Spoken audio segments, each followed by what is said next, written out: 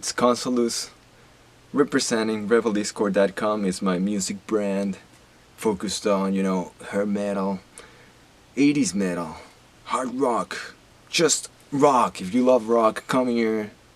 We're here for you, okay? So, unfollow us on Instagram too. We post cool stuff. We have like 5,000, and I'm bragging right here, but 5,000 followers. You want to be a part of the tribe, you want to be a part of the party, join us. Okay, so, but here we are, Poison. I promised this album review, but before anything, let's introduce the members. So we have Brett Michaels on the vocals, blah blah blah blah.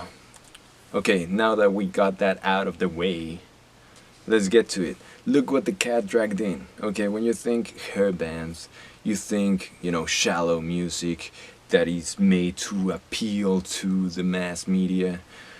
With cheesy songs and the glamour and yeah, I mean, you can see in the album cover of this band, they almost look like women. Okay, and this is the extreme side. That's the thing. That's why if I were to summarize this album, it would be not the perfect epitome, if that's how you say it, epitome, whatever, of hair metal, but it would be like the perfect stereotype. And I actually feel like the stereotype came from Poison themselves. The main topics of this album are, the basic ones: sex, love, lust. Overall, it's just about having fun and partying and getting chicks and things like that. Let's go a little deeper though. What about this album and what about them makes them to be so disliked? Okay, this album, it's focused on the same formula over and over again, and the songs are short. The album is short. There aren't that many songs. It's only 10 songs and the average length is 3 minutes. So that roughly comes to like 30 minutes length of an album. The average, the normal kind of length for an album is usually 45 minutes. So yeah, it's a little short for an album. It's just very surface level kind of topics. They don't go very deep at all. And although I already mentioned the topics that they kind of talk about, one that kind of stands out is Cry Tough, which is the first song in the album. That one actually has like a positive message, it's like, it kind of talks about, you can do whatever you want in this life and things like that. So believe in yourself kind of thing. But even this song, that, hey, I appreciate that they had a positive message, right, aside from, getting laid and things like that. The negative is that it all goes back again to just the words are a little too basic, but that's only me talking from a musician standpoint. If I come from the standpoint of how successful they became, they did it perfectly right. What was the goal of Poison? The goal of Poison wasn't to be the best band of the world and the most proficient at their instruments. Performers first, musicians second. And they wanted to be iconic. They wanted to be remembered. And the way to be iconic is to stand out with simplistic ideas and simplistic melodies, in the case of music, that catch the attention of people. That's why it's short songs, but they're catchy. All of the songs are like the same formula over and over again, and they're always repeating the chorus over and over again. So yeah, these songs were made for radio. They did it right. When you think hair bands, which two bands come to mind? Mötley Crüe and Poison. And I would argue, when it comes to pop culture, Poison is bigger than Mötley Crüe. At least before The Dirt and before me personally getting into the hair bands, I didn't know anything about Mötley Crüe. I had never heard of them at all, but I had heard Poison, and I had heard, Every Rose Has Its Thorn, and the one that is in this album, Talk Dirty to Me, which is the biggest hit in this album. I've heard those. I've heard Talk Dirty to Me in the bars and things like that. Going back to the album, the songwriting itself, they focus on two main techniques, which we see very often on this genre, which is pedal point technique, the staccato,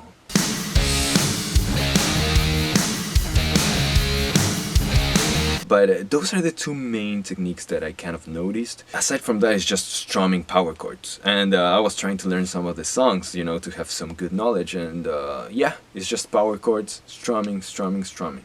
Very simple. And that's throughout the album. So that's why it does tend to sound similar here and there. Aside from the highlights, which do sound different.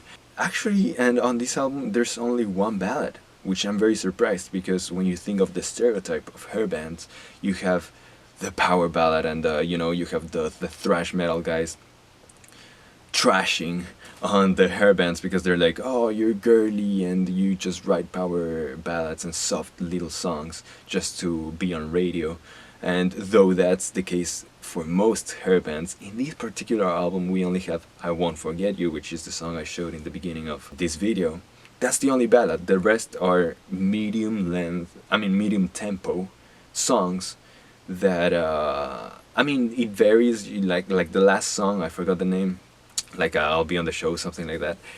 That one is like the fastest on the album. It's a little more touching on the metal side. And you have Number One Bad Boy, which is a little slower but heavy. But aside from that, it's just in the middle. So that kind of did hurt him in a sense.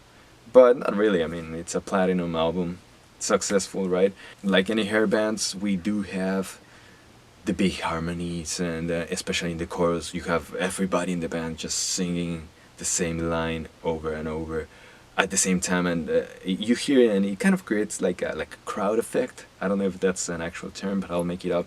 The crowd effect, where you're listening to all those voices, and you kind of want to join the crowd, and you're like, I want action tonight too, you know, like that's the song, I Want Action. And we all do want the action, right? We all want the action. Girls, send me a message.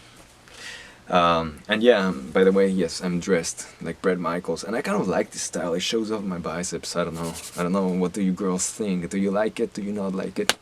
Leave me a comment and a personal message if you're cute. You see, it's already catching up to me. It's like, oh, I'm becoming a Poison fan or what? Anyway, now we go to the production. The production, there's not much to talk about. Very clear mixes. You can hear the vocals clearly, you can hear the guitars clearly, you can hear the bass even a little bit, and the drums are also clear. My only little critique is just personal and subjective. The drums, I wish they would have tightened it, the mix a little bit, you know, just a little bit, but overall it's a good mix. Extensive use of reverbs and delays in most instruments. I don't know about the bass, but every other instrument has those two, and it's no surprise when you think 80s, not only in hair metal, but even in pop and new wave, just 80s, you think you have, you know, the big vocals with and it feels like they're in a big room. That is what you have a lot of here, but not in extreme doses like some other bands have done. But aside from that, the production is good, very clear. The vocals, now with the vocals, I'm a little mixed.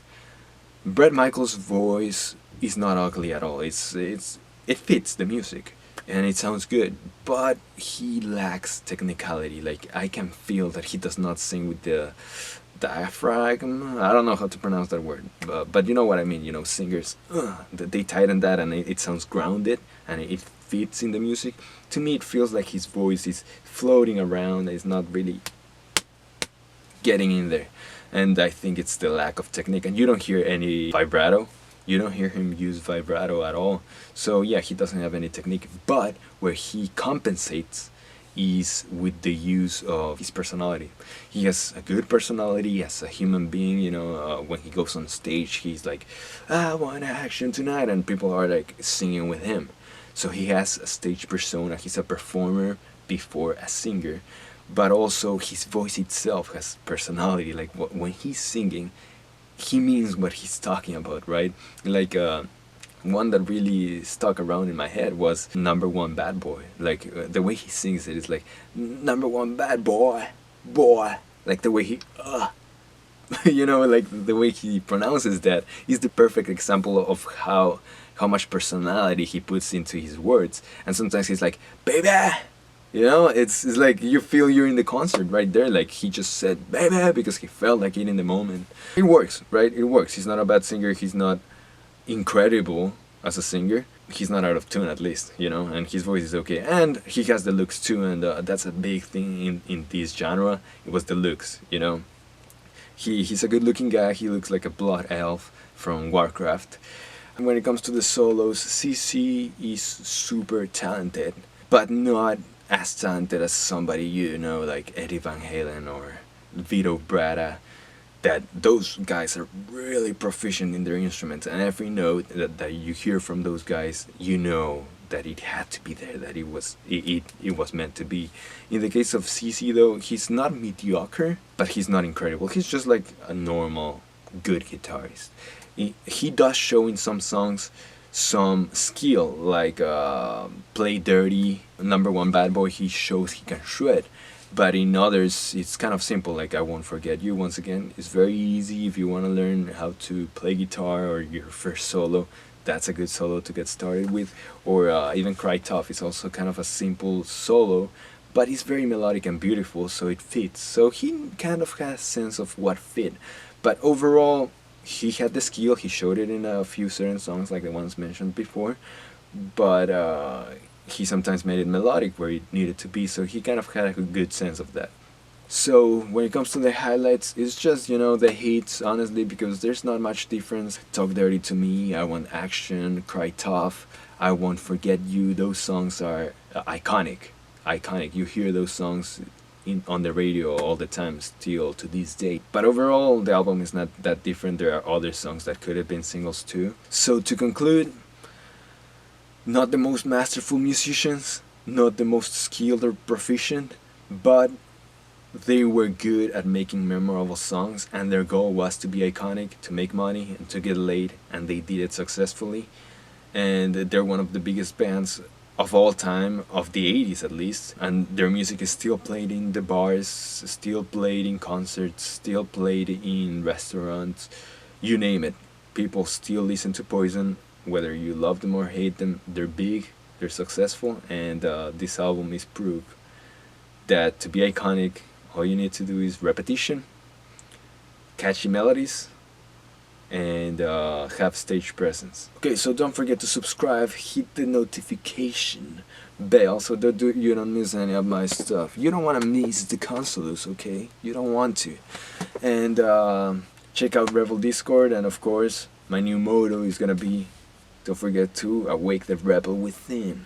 Okay, rock on.